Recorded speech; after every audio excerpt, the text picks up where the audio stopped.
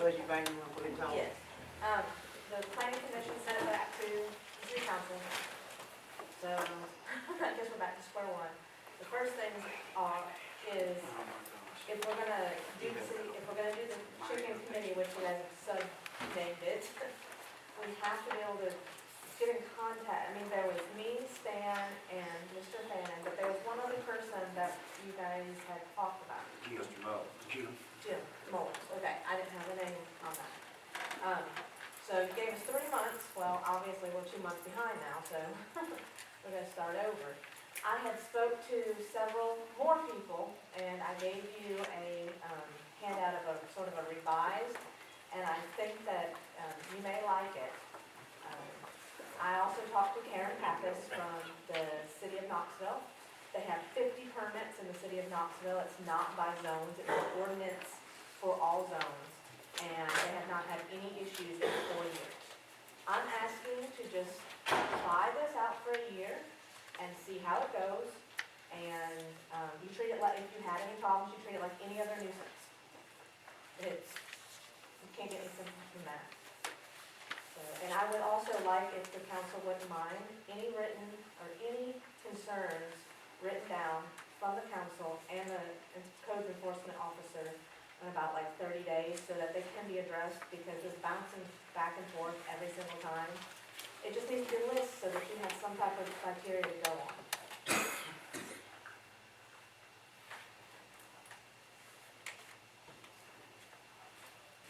Bob, we brought this up in the planning commission, and we didn't know how you felt about it. So we just decided the only thing to do is bring it back before the council, where you could put your input into it. If we knew that. I knew so much about chickens. Well, it's talking yeah. about the ordinance, and that's where the planning commission even We did this at the planning commission, and just bring it back before the council, and let the council decide what they want to do. Because we've kicked it back and forth 3 or 4 times, and we wore this lady out with it. And what it boils down to, she's got a son in the 4-H, and they've got 4 chickens, and they want a backyard thing. The ordinance says you can't do it, and we're just trying to bend the rules to try to help her to, where she can have 4 chickens. That's not exactly accurate. The current ordinance is just outdated, and there isn't an existing application to apply for. And it just needs to be updated, and this is separating chickens from huge stuff like cows and pigs and goats. And this is something that is going on nationwide, and it needs to be addressed in our community, because I believe that it would benefit our community. And regardless of me, I'm talking about our community in general. I want it to be able to benefit us, and that we do care. There are several people, and I do have a petition, and there was, you guys brought up how many people were in LaFollette. There, out of the 109, there was 60 in the LaFollette. So, well, the reason that there's not a permit for it is that many years ago that they, when they zoned the city and made the ordinance and stuff, what animals were in the city at that time were grandfathered in, not to be any more horses, pigs, cows, and chickens and stuff like that. I think the former mayor, he was probably around when that happened. He probably won't help pass it. Well, I've been so long. you know, this come up a few times down through the years, and that's the reason that there is no permit. And, you know, the ordinance itself probably needs to be upgraded. The zoning in your particular area still prohibits that. So, you know, we've got to do something. Well, this committee that you appointed, her and Sandhouse and Bob, that seems kind of, that's when they make Bob make a decision, but she wants it to stand up. So that doesn't seem right. and Karen Pappas is the animal control for Knox County, and she'll tell you ahead of time that the animal control was not Knox County, sorry, Knox City. they were not for it. But they agreed that there were guidelines that needed to be made. And that's all I'm asking for, is that it gets discussed to have guidelines, to allow it in a reasonable manner.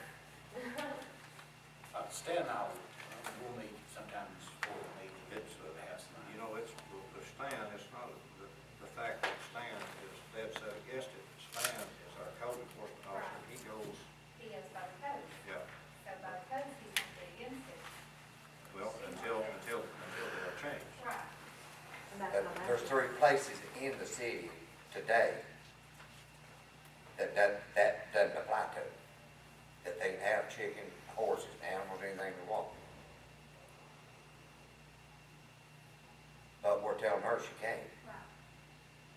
And I understand that they were grandfathered in before that. So I don't know if you could, somewhere down the road, file a discrimination charge against us or not on that. Or Where that- are the three? I know that they've been annexed and all that, Bob, and, I don't know where the, yeah, where are they? one of them's at the golf course. That's just horses, not chicken. Well, if you say horses, it's like if you say chickens, you're saying horses. That's a rule. And then, I know then, where the golf course then is. you got one up there next to the Catholic Church. Clayton's there. That place is that way. And there's another one. Where's it at, Stan? Cox is down there beside Walgreens. So we've got 3 in the city that we're letting it happen, but we're telling her she can't. And I don't know. What zoning is she in? Huh? What zoning is she in? R1. R1. See, we're in R1 too, so whatever you change affects all R1. Well, Yeah. since this is, All over the since city, the planning yeah, I commission, understand that, yeah. I've had 4 people call me, not ever just where she lives, but they don't like their neighborhoods. And one was down there in your neighborhood, Terry. That's just me. I've had 4 people call me. Well, I wouldn't want to be there if I'm living in R1. Horses or chickens? Chickens, horses.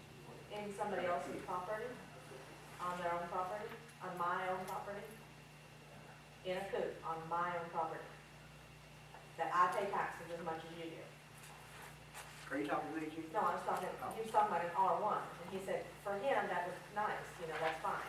But on my property, on my tax-paying property that I own, in a coop, not outside in no one else's property, now nobody else's property lines, in my coop, on my property. You have a choice, you get to make that choice that you don't wanna have chickens. That's fine, my choice is, me, my neighbor, and several other people do. And if you need to have phone calls, I would not have a problem bombarding the offices of you all to have phone calls pro-chicken, if that's what you want.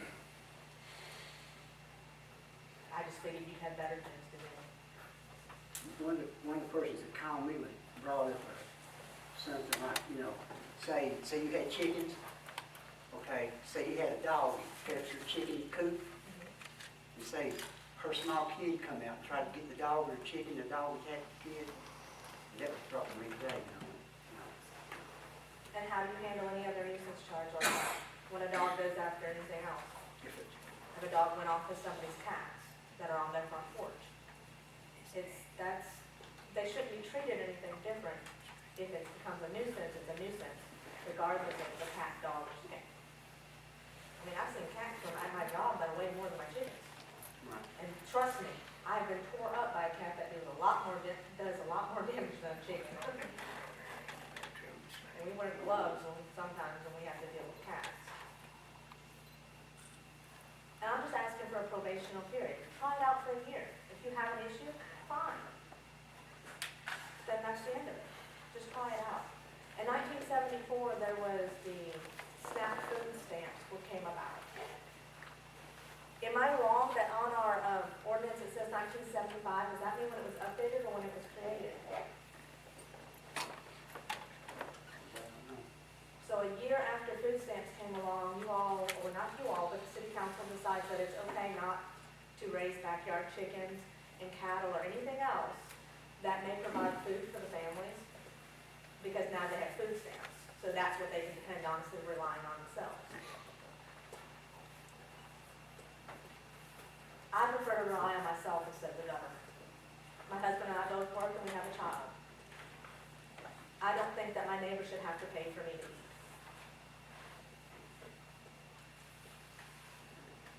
Can I make a suggestion? Move, take your chicken coops with you, don't tell us where you're going, have your chicken, don't never tell nobody where you're at, you'll be all right. I wouldn't want to be secretive, I want. I know, but see, things to I communicate. suggested this last time, where you made the mistake is by telling us.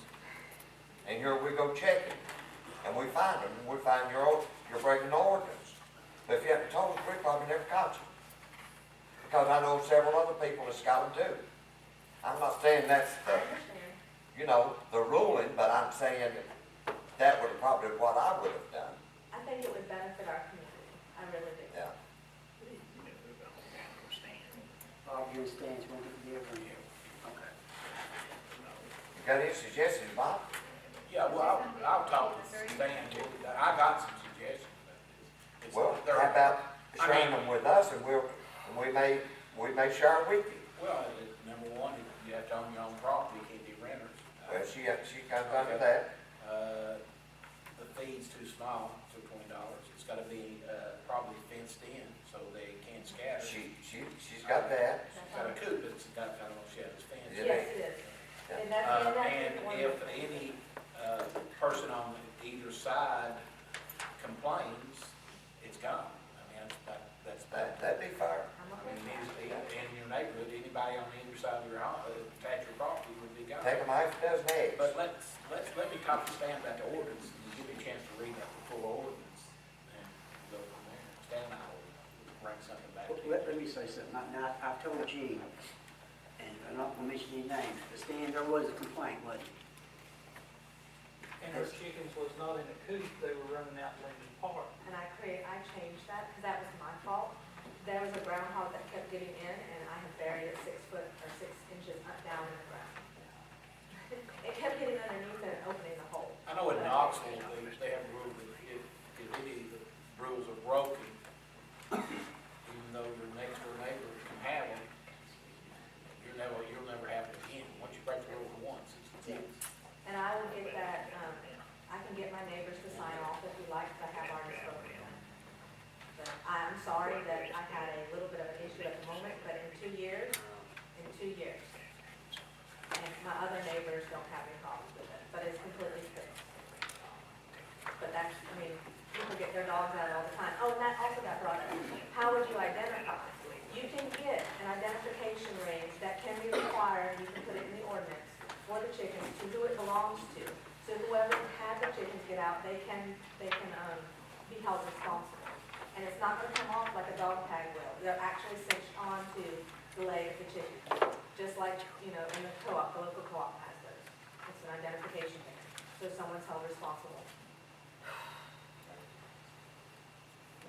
Got a suggestion? I think we can run through people on the committee. You want it? Go ahead, you want it? I just think that it seems unbiased right now. Jumping, Yeah. we're just gonna go hash it over, bring some stuff back. Okay. So when you're on it now, you go and get your feet wet. If not cut off. All right, okay, Gene, okay. Can we make a trip to cities and check in this I out? can okay. You will too. I think Dollywood has them up there. Little Paul Rosen.